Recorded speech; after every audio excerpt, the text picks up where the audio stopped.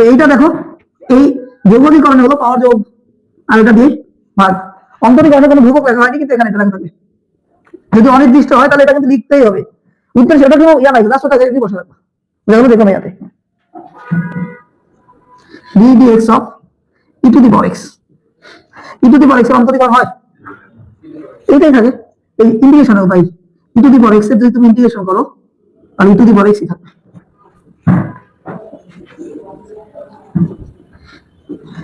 এর উপর যদি x এর কোনো সহগ থাকে, দেখো mx, e to the power mx, যদি x এর কোনো সহগ থাকে তাহলে এটা কি হতো, ওই সহগটা তো আগে নামিয়ে দিতা না, তারপরে কি করতে, ওই e to the power mx লিখতা। এখানে এটা e to the power mx K integration করলে e to the power mx হবে, খালি অন্তরীকরণে যেটা গুণ হয় যোগনীকরণে এটা ভাগ হয়ে যায়। আমি লাস্টে প্রত্যেক ক্ষেত্রে আমি বলেছি সেটা দিতে হবে।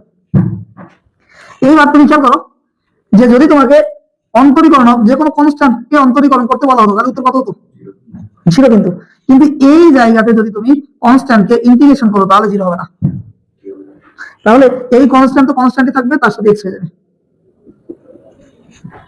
অর্থাৎ এটার প্রেক্ষিতে যদি আমি তোমাকে বলি ইন্টিগ্রেশন অফ শুধু ডিএক্স, তার মানে কিছু না, কত আছে, ওয়ান আছে, তাহলে এটা হবে ওয়ান এক্স, ওয়ান এক্স লেখা আছে, শুধু এক্স হবে।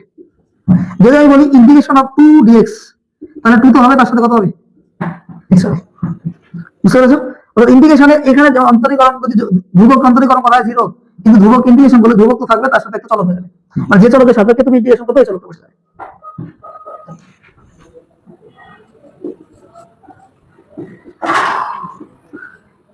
রুট এক্স, এই রুট এক্স অন্তরীকরণ করলে কত হবে, 1/2 রুট এক্স।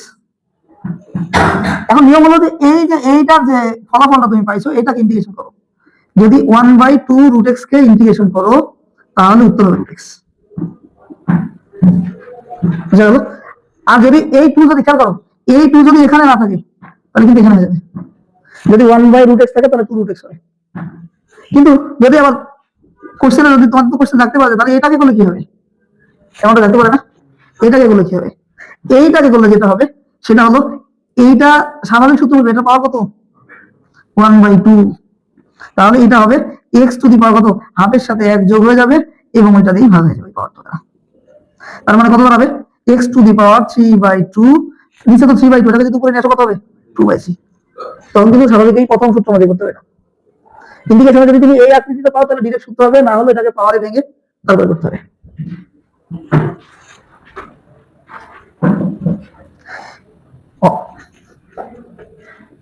অন্তরীকরণ যদি এটাকে যদি অন্তরীকরণ করো কত হবে, তো বলতে পারো কত হবে এটা। হ্যালো, হ্যাঁ হ্যাঁ, আপনি কোথায়, পড়া কোথায়, এই পড়া কোথায়, পড়া তো পড়া কোথায়,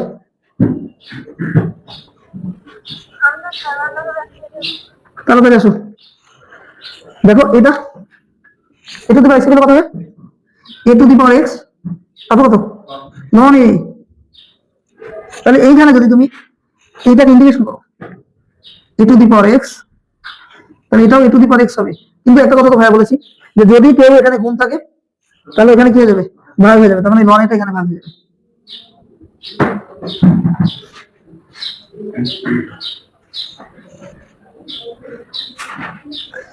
d dx of ln x, কি বলতে পারো কত এটা 1/x না, কিন্তু এই ln x কে তুমি সাধারণ নিয়মে ইন্টিগ্রেশন করতে পারবে না, সাধারণ নিয়মে ln x এর ইন্টিগ্রেশন হবে না, তাহলে 1/x কে যদি তুমি ইন্টিগ্রেশন করো তাহলে ln x ব্যাক করবে।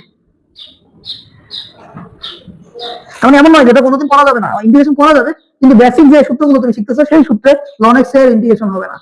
বুঝা গেল? করা যাবে, ইউভি বসাতে হবে, সেটা আমরা দেখবো।